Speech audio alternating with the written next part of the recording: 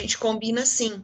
Eu tô com o chat ligado aqui do lado, qualquer coisa vocês me mandam uma perguntinha, ou se eventualmente, né, por algum motivo o chat não funcionar, ou vocês não conseguirem alguma coisa, daí vocês abrem o microfone e falem, né, não tem problema.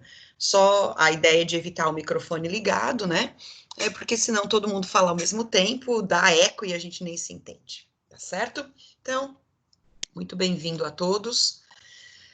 Na aula de hoje, nós vamos dar continuidade ao sistema genital. Só que daí hoje eu vou começar a apresentar um pouquinho para vocês o sistema genital masculino. Nas nossas duas últimas aulas, né, eu apresentei o sistema genital feminino.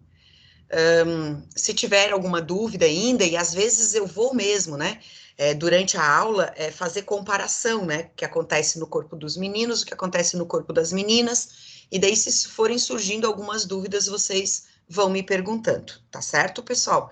Então eu vou compartilhar aqui, esse material tá lá no Qualquer Arquivo já para vocês, né, postadinha lá essa aula, e aí vocês podem então também fazer o acompanhamento disso, tá certo? Bora lá então, que nós vamos começar a apresentar para vocês aqui, ok.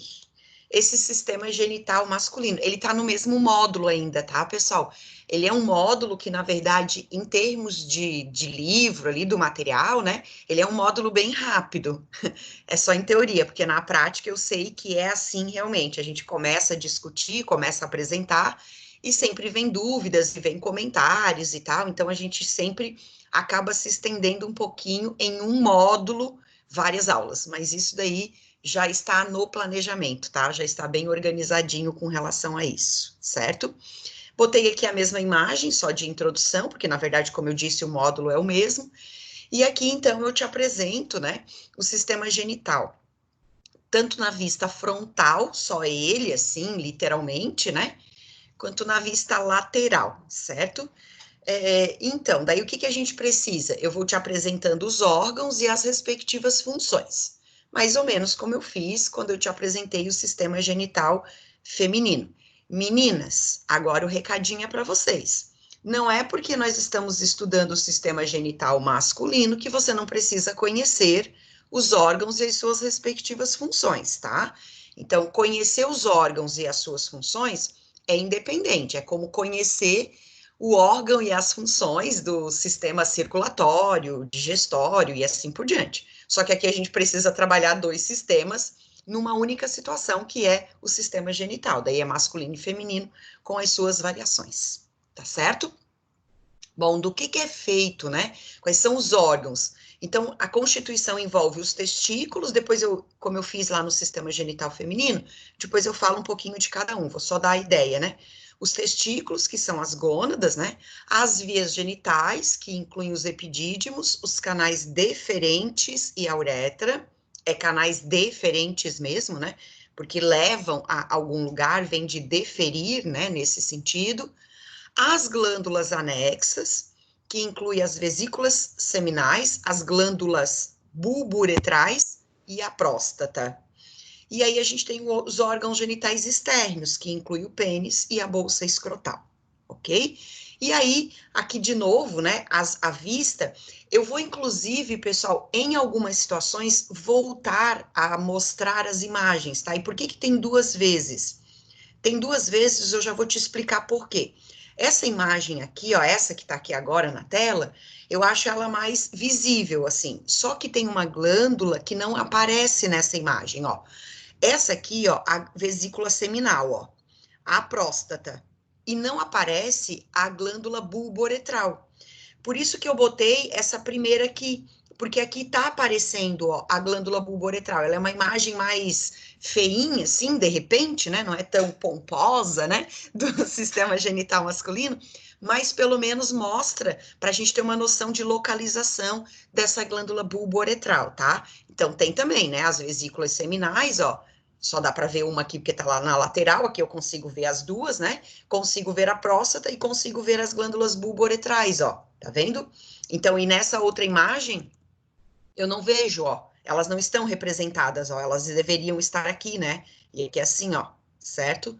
Mas elas não estão, então por isso eu botei as duas imagens, tá? Mas é só para identificar órgãos. A gente tem que olhar a imagem e aprender a identificar os órgãos, tá? Também. Não é só saber na teoria, tem que saber o que é o que nessa história aí toda, tá bom? Mas isso, devagarinho, a gente vai vendo, né? E vai tirando as dúvidas que eventualmente aparecer. Vou começar te falando das gônadas, que são os testículos, né? Bom, os testículos, eles são responsáveis pela produção de testosterona. Aliás, foi por isso, né, que nós pegamos o gancho do sistema endócrino para falar do sistema genital, por causa dessa história dos hormônios, né? Estávamos estudando o sistema endócrino, que estuda glândulas produtoras de hormônios. Os testículos são gônadas produtoras de hormônios sexuais. Só que no testículo, já vou te mostrar daí uma estrutura dele na sequência, né?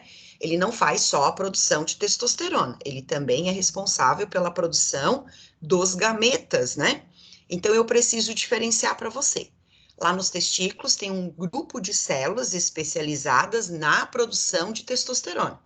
E tem outras células que vão dar origem aos gametas. São células diferentes. As células de Leydig são as células responsáveis em produzir esse hormônio chamado de testosterona. Que vai fazer o quê? Vai fazer aparecer as características sexuais secundárias. A testosterona nos meninos é semelhante ao estrogênio nas meninas. Faz aparecer características sexuais secundárias, certo? Daí, pessoal, tem uma questão também que a gente precisa sempre lembrar, que é a seguinte, olha só.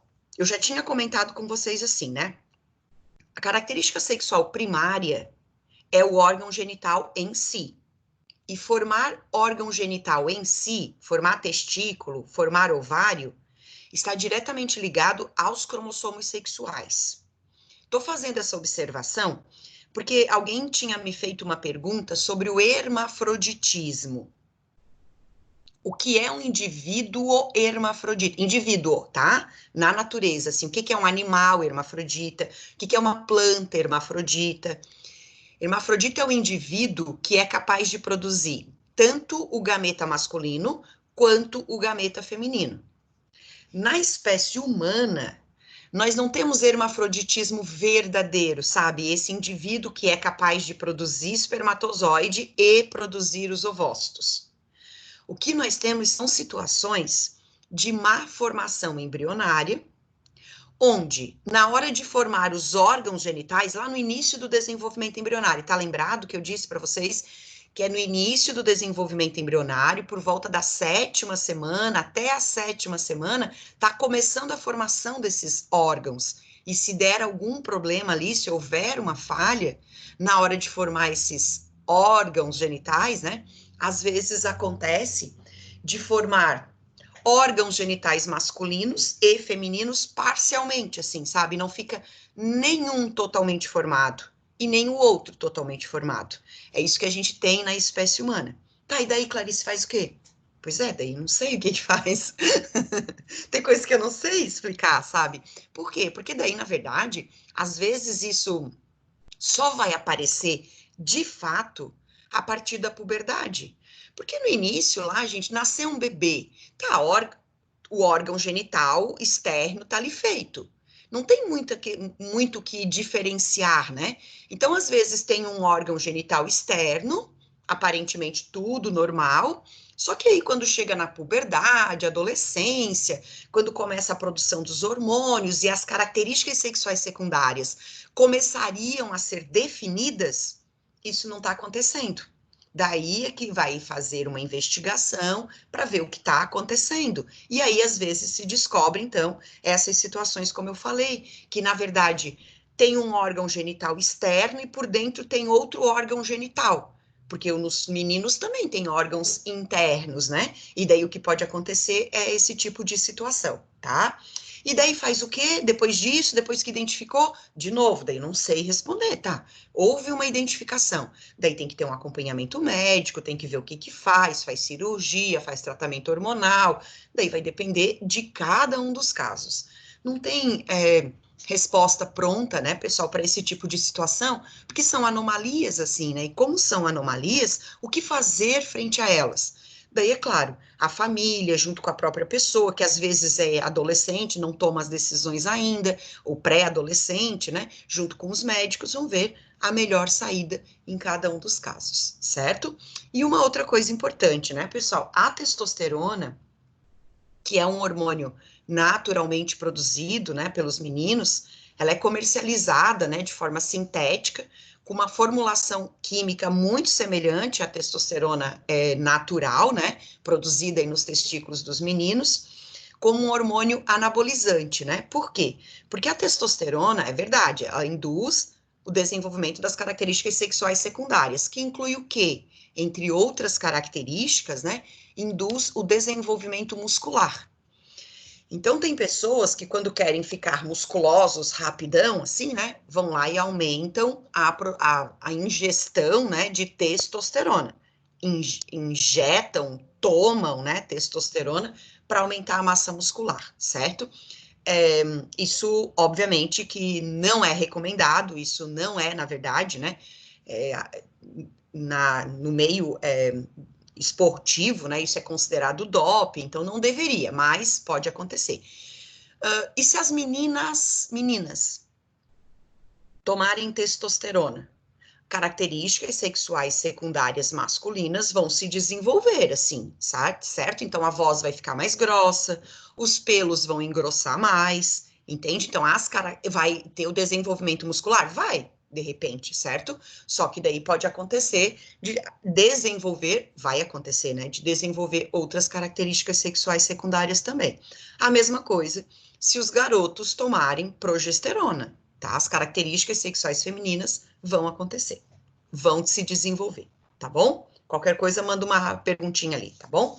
Daí as características sexuais secundárias, né? Como eu falei, ó, desenvolvimento dos pelos, que daí é diferenciado, né? Nós mulheres também temos pelos no rosto, só que os nossos pelos são mais fininhos. Nos meninos, por causa da testosterona, isso aumenta, né? A barba, que daí é bem característico, os pelos no corpo como um todo, né? Que também é bem característico, a musculatura, estrutura óssea, força, há uma alteração na prega vocal, né? Por isso que o som da voz fica diferente. Então, realmente, isso é ação da testosterona, tá?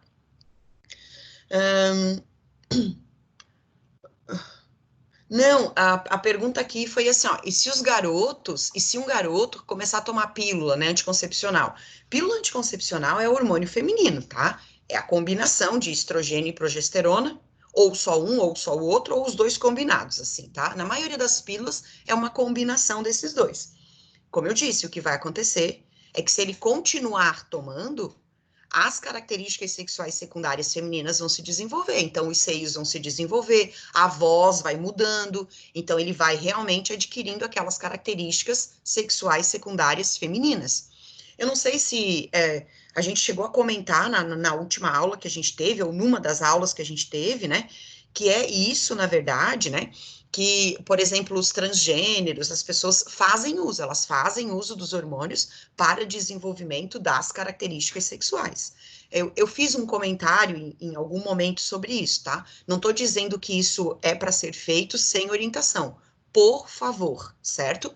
Mas é o que vai acontecer, tá? Vai desenvolver características sexuais secundárias.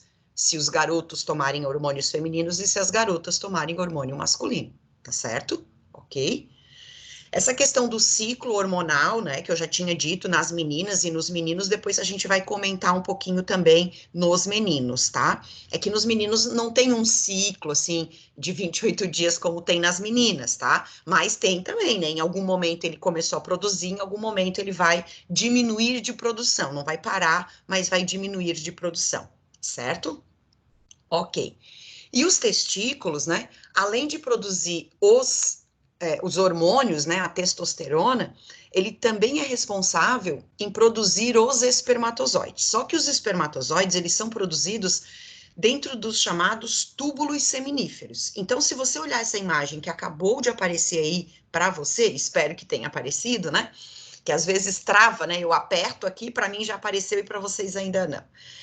Você está vendo que no interior aqui, ó, do testículo, né, Testículo tem esse formato, né, pessoal?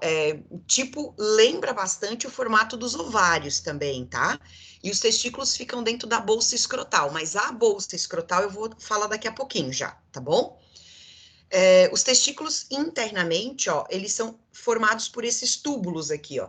Esses túbulos são chamados de túbulos seminíferos, e é dentro desses túbulos que vão ser formados os espermatozoides. Essa outra imagem que acabou de aparecer para você é um corte transversal do tubo. Então, você vai perceber assim, ó, bem na parede aqui do tubo, ó, isso aqui é a parede do tubo, ó. Bem na parede do tubo ficam as células que vão formar os espermatozoides. À medida em que os espermatozoides estão sendo formados, e depois nós vamos aprender esse processo de formação, que é a gametogênese, eles vão caindo na luz do tubo aqui, no buraco do tubo, e daí eles vão ser direcionados, tá? Então, a formação da testosterona é nas células de Leydig, que são essas células que ficam aqui no meinho, assim, ó, certo? No meio das células germinativas, certo? Então, são células diferentes, algumas para formar espermatozoides, outra para formar os hormônios. Nas meninas também, tá? Daí temos as células foliculares que vão produzir os hormônios e temos a célula germinativa que vai originar o ovócito. A diferença é que, no caso das meninas, a formação do ovócito já aconteceu, quando nós estávamos no útero da nossa mãe. E no caso dos meninos, não. Quando é que vai começar a atividade, digamos assim, né, de produção de espermatozoides, de testosterona? Começa lá na puberdade e vai se estender ao longo da vida, certo?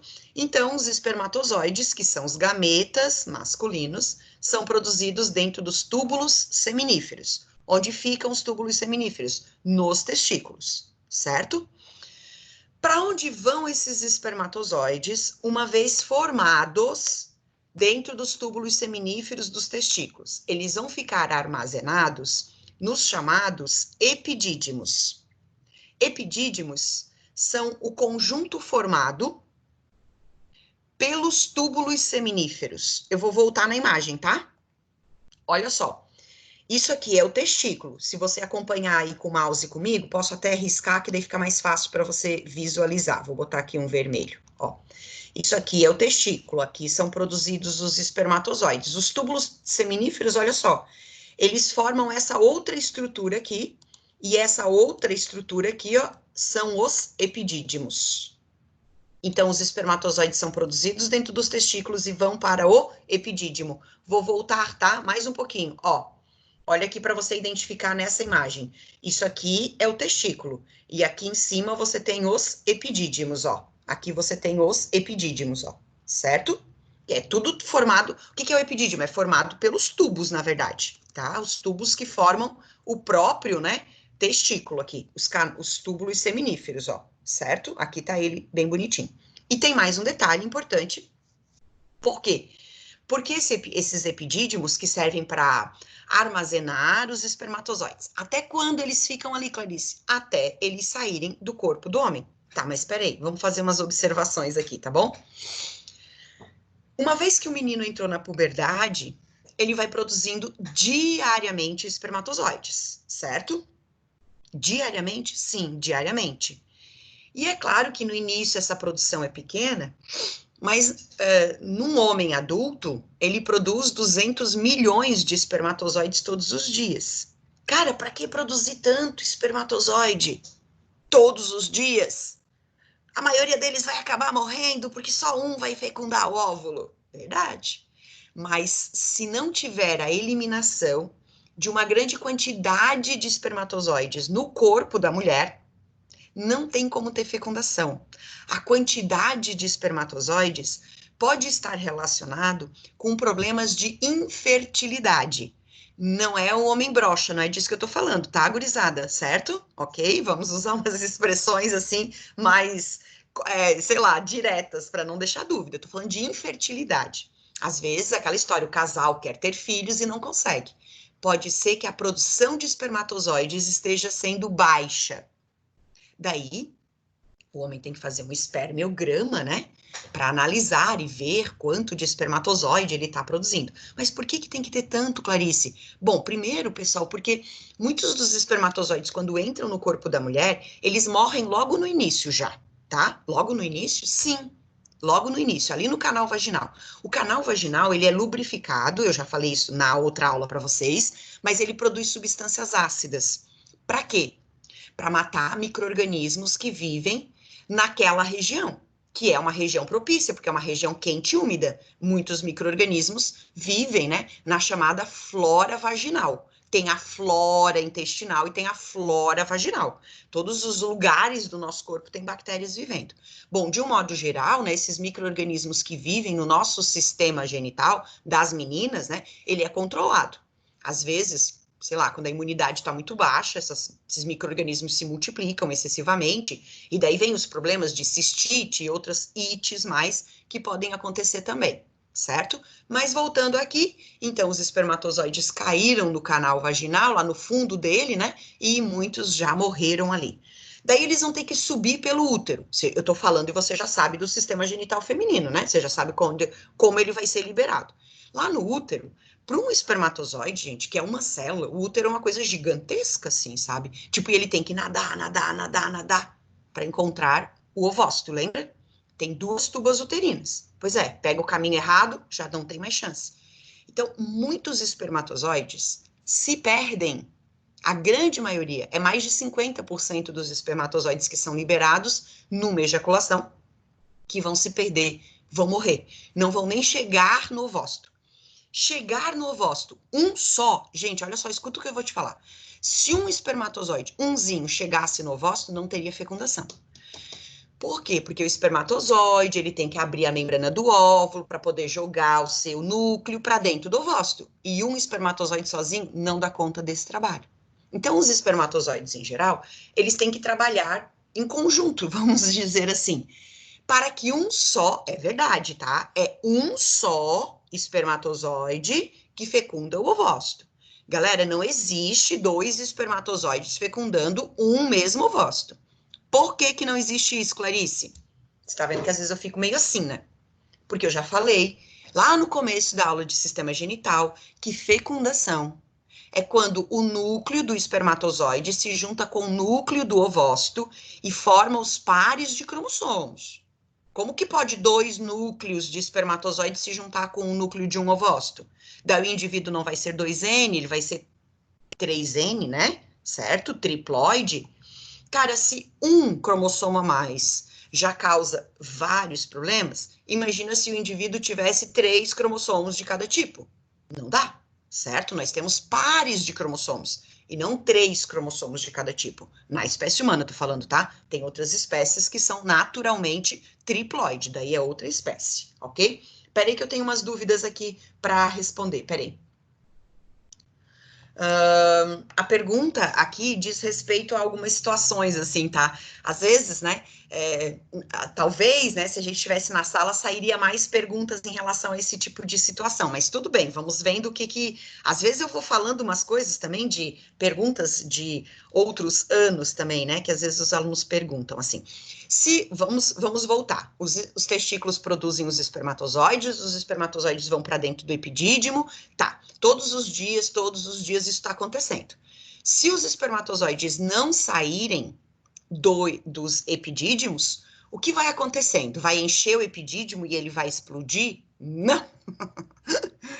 Os espermatozoides mais velhos, que estão ali há mais tempo, nesse reservatório, nesse armazém de espermatozoides, eles vão morrendo. Então, é garantido, né, pelo sistema fisiológico masculino, que os espermatozoides que estão ali nos epidídimos sejam espermatozoides aptos, digamos assim. Gente, muitos espermatozoides são mal formados também, tá? Esqueci de fazer esse detalhe aí. Então, produz milhões, né? Mas muitos não têm nenhuma habilidade, nenhuma capacidade nem de chegar até o ovócito. Eles saem mesmo mal formados muitas vezes, tá? Mas eu vou te mostrar em que momento desse processo de formação isso pode acontecer. Daí tem uma pergunta aqui que fala sobre o seguinte: quando o menino fica excitado e não tem, né, a ejaculação, o saco escrotal, a estrutura toda fica inchada. E às vezes chega a ficar dolorido também, tá? Isso realmente pode acontecer. Porque, na verdade, né, pessoal, a excitação tem a ver com aquela história de irrigação.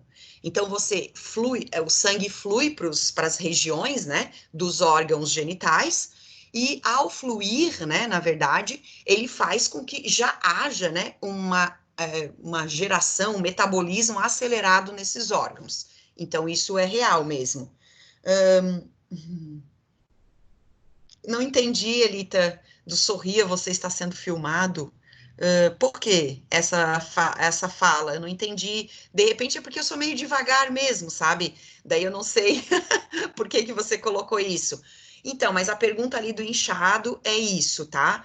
Antigamente, pessoal, se falava aos meninos, né, que eles tinham, né, que botar os espermatozoides para fora, né? Vem daí toda essa questão da sociedade, né, de incentivar os meninos à masturbação, coisas desse tipo, que nas meninas não era incentivado, muito pelo contrário, né? Era uma situação de reprimenda, assim, né?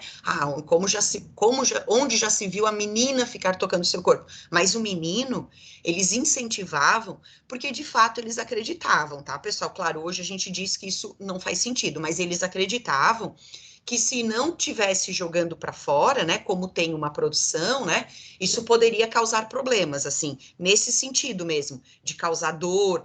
Eles diziam que ia até, né, alterar os sistemas emocionais. De fato, mas isso tem a ver com a testosterona, tá? Não tem nada a ver com o acúmulo de espermatozoides. Os meninos, né, com a produção de testosterona, eles mudam o comportamento. Isso é normal, certo? E aí eles associavam, na verdade, não a testosterona à mudança de comportamento, e sim a ter espermatozoides ali nos reservatórios. Então tinha que jogar para fora, para descarregar essa raiva, essa rebeldia, né, que às vezes aparecia aí nos meninos, certo?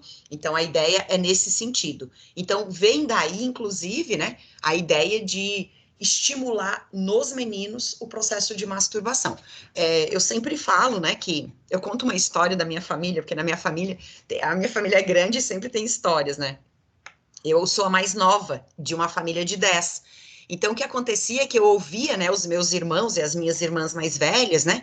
E os meus irmãos mais velhos, todos são mais velhos, né? Mas os meus irmãos, os mais velhos dentre os meus irmãos homens, né? Eles eram levados assim para as casas e tal, para descarregar, né? Digamos assim. E eles eram incentivados a pegar garotas, assim, né? A ficar com garotas e tal, né? Mas para nós meninas, inclusive para as minhas irmãs mais velhas, né?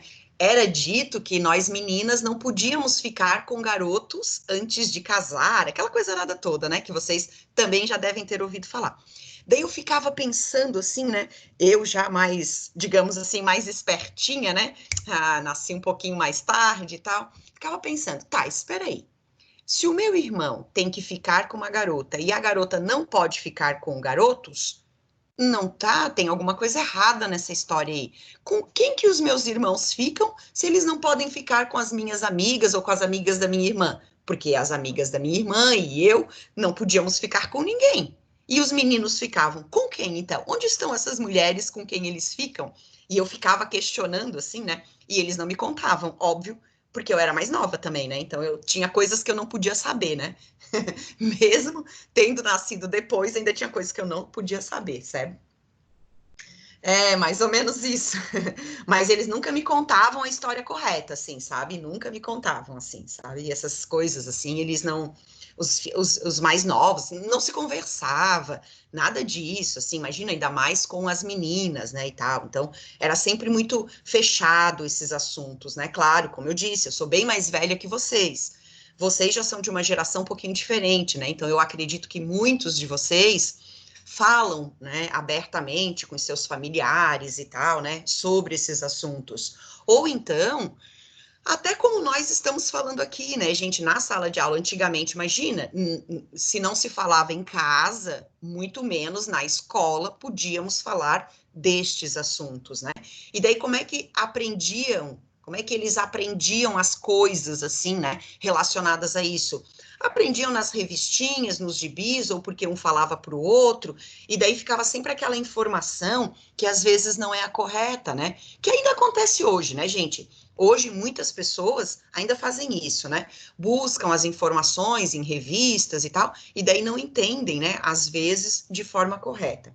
Deixa eu só ver se está saindo pergunta ou se é mais um kkk ou uma brincadeira em função da história que eu contei aqui. Alguém falou assim, essa aula presencial seria incrível, concordo com você. Eu teria muitas histórias para contar se fosse no presencial, que aqui eu fico meio assim, porque daí eu não vejo a reação de vocês, né? Quando eu estou no presencial, eu vejo a reação de vocês, daí eu vejo se eu posso contar ou não algumas coisas, né? Bem legal mesmo. Ah, sim, antigamente tinha muita fake news sobre isso, com certeza, sabe, gente? Com certeza, tá? Muito bem. Vamos em frente. Tá, vamos para onde agora? Vamos para frente nos espermatozoides.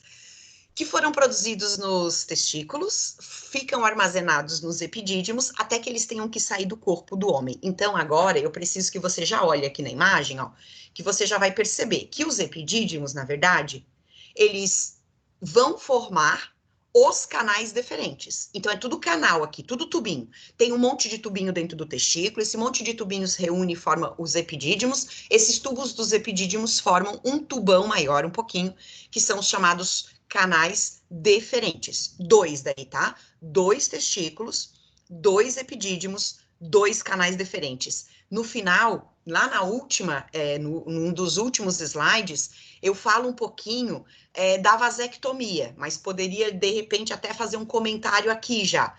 A vasectomia é cortar os canais deferentes, tá? Fazer um cortezinho, né? Então, é mais ou menos aqui, ó, nessa altura, que o médico vai cortar o canal deferente, assim, cortar mesmo, né? De tal maneira que os espermatozoides que são produzidos nos testículos vão até os epidídimos, eles não consigam passar, porque está interrompido o caminho, né? E daí eles não vão ser eliminados na ejaculação. Tá, mas daí o homem não vai ejacular? Vai ejacular os líquidos que eu ainda vou te apresentar, certo? Só não vai ter os espermatozoides, certo? Então a vasectomia vem aí. Mas aí tem uma imagem de um testículo, não, de um testículo não, de um saco escrotal, né? Porque eu não sei se você percebeu, olha só, o testículo tá aqui, o epidídimo tá aqui. E por fora disso fica o saco escrotal, certo? É um saco escrotal que aloja dois testículos, certo? De repente tem alguns meninos agora nesse momento que vão entender bem direitinho. Alguns não, acho que todos, né? Vão entender bem direitinho o que eu tô falando. As meninas talvez nem tanto, porque eu não sei se elas já tocaram. Meninas, ai meu Deus, eu vou falar. Se vocês forem tocar, não apertem, tá? Porque dói muito. Né, meninos? De novo, se tivesse no presencial, eles não iam deixar eu mentir sozinha. Dói muito, tá?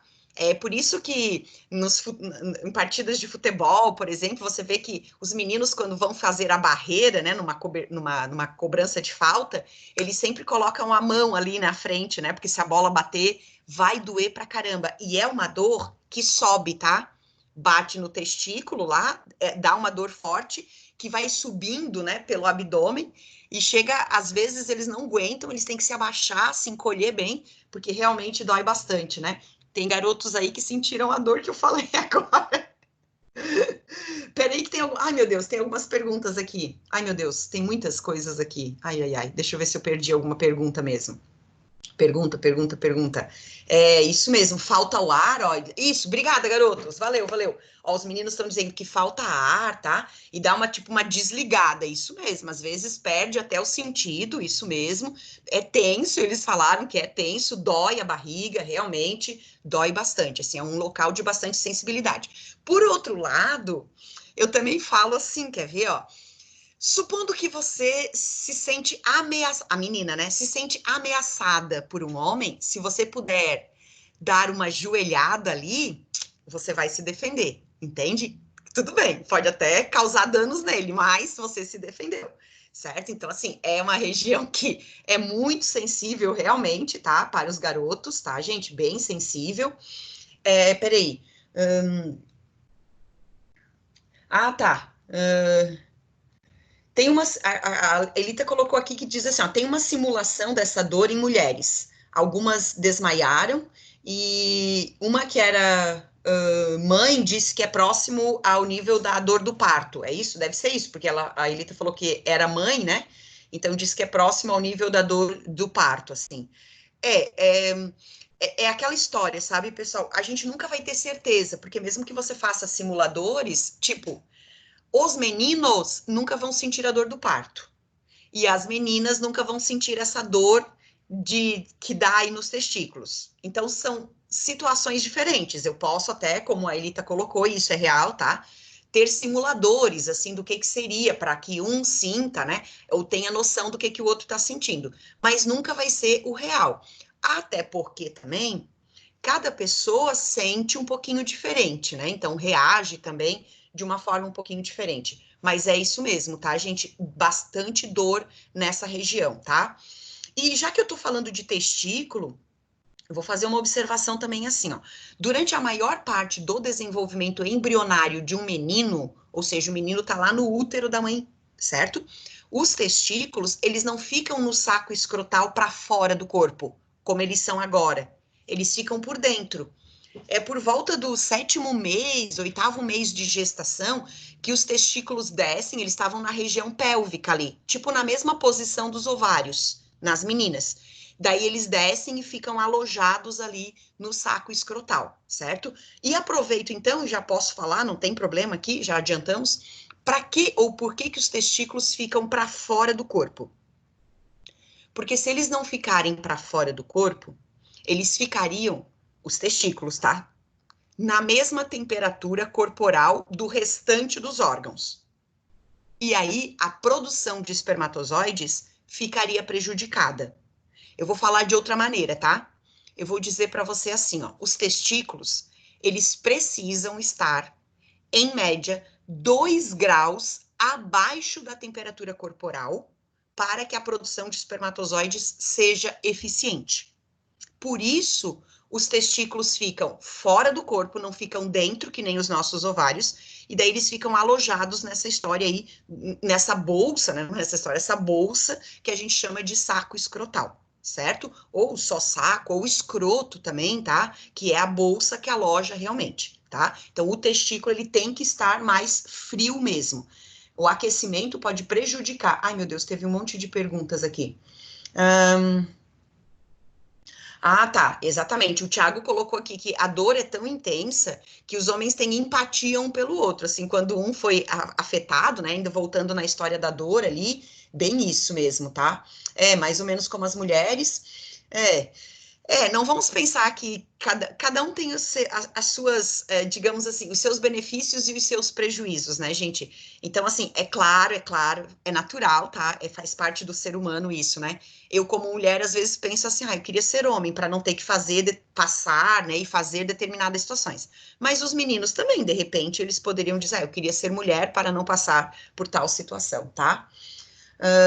Na verdade, a produção de espermatozoides é que fica afetada. A pergunta aqui do Vitor, voltando, né?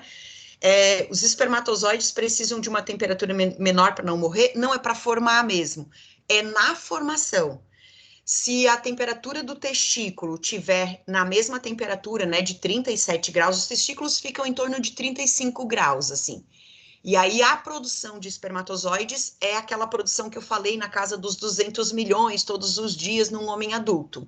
Claro que, como eu disse, né, gente, assim, ó, por favor, chegar a esse auge de produção, 200 milhões, é por volta dos 25 anos de idade, que é quando a gente diz que atingiu o auge da maturidade sexual, 25 anos aproximadamente, tá? Claro que às vezes é um pouquinho antes, às vezes é um pouquinho depois, certo?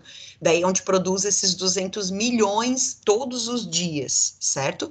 Então, para produzir essa grande quantidade, é que os testículos precisam estar numa temperatura mais baixa. É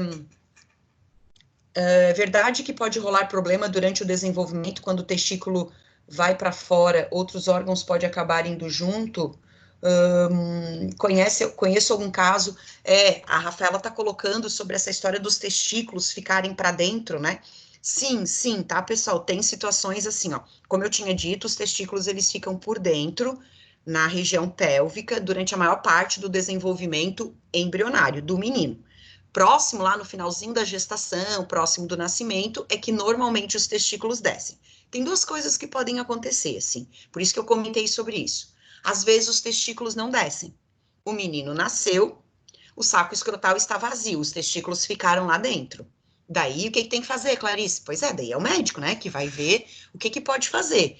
Às vezes, dependendo da situação, só massagem lá no bebezinho, recém-nascido, massagens constantes, né, podem fazer os testículos descerem. E se não, tem que fazer uma cirurgia para jogar esses testículos para fora, tá? Para dentro da bolsa escrotal, não é para fora, né? Por favor, para dentro da bolsa escrotal, que ficaria fora ali, né? Acomodado aí nesse saco escrotal. E às vezes, nessa saída, pode descer também algumas outras estruturas. Porque se você voltar na imagem, né, você vai ver que a maior parte dos órgãos também é interno aqui nos meninos, tá? O que é externo? É o saco escrotal, que aloja daí o testículo e os epidídimos, né? E o pênis. O resto é interno também, tá? Os canais deferentes, as glândulas anexas, tudo é interno. E às vezes o que pode acontecer pode descer. É verídico essas histórias, tá? Não são histórias, são situações que realmente podem acontecer. Mas, de um modo geral, são situações que dá para reverter ainda bem cedinho, assim, tá? Ok? Voltando aqui, daí ali era um comentário em relação à questão da dor, né? Que às vezes a dor ali no testículo dá até vômito, é verdade também. Perfeito. Então, os espermatozoides formados dentro dos testículos, lá nos túbulos seminíferos, que são esses tubinhos que estão destacados, né? Aqui nessa imagem para você, ó, certo? Vão para dentro dos epidídimos e agora eles têm que ir para dentro dos canais deferentes. Não vou conseguir concluir, mas tudo bem, não tem problema. Vou chegar até os canais deferentes, pelo menos. O que são os canais deferentes? São dois tubos que servem como caminho para os espermatozoides. A gente diz, né? Eu até botei aqui maior para fazer uma observação em relação a isso. A gente costuma dizer que os canais deferentes, eles conduzem os espermatozoides. Mas, na verdade, né, pessoal, o espermatozoide é uma célula flagelada. Ele vai nadar, na verdade, tá? Então, os tubos, né, os canais deferentes, servem como caminho, orientação para onde os espermatozoides vão nadar. Os canais deferentes seriam semelhantes às tubas uterinas lá nas mulheres. Só que lá, no caso das meninas, a tuba uterina tem que conduzir o ovócito mesmo, porque o ovócito não tem estrutura locomotora, mas os espermatozoides têm. Então, eles têm que nadar, tá? Então, a vida difícil dos espermatozoides, cara, os espermatozoides têm uma vida muito difícil. Eles são as menores células do corpo humano, certo? As menores células do corpo humano são esses tais espermatozoides. Eles já começam a luta deles, né, nesse nadar dentro do corpo do homem. Daí, quando o homem libera esses espermatozoides no corpo da mulher, vamos pensar que acontece isso, né? Nem sempre isso acontece. Tá, e se eles forem liberados fora do corpo, Clarice? Vão morrer, né, gente? Pelo amor de Deus, certo? Espermatozoide fora do corpo, ele vai morrer. Meninas, não precisa vocês ficarem preocupadas que, e se o menino ejacular no vaso sanitário e eu sentar lá no vaso sanitário, vou engravidar? Óbvio que não, tá? Essas coisas não são verdade.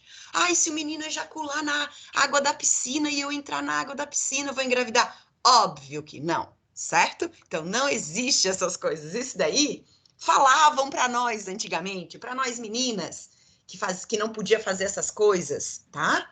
Como os espermatozoides se acham? Como assim se acham? Não entendi a pergunta. Se tu vê na microscopia, eles ficam...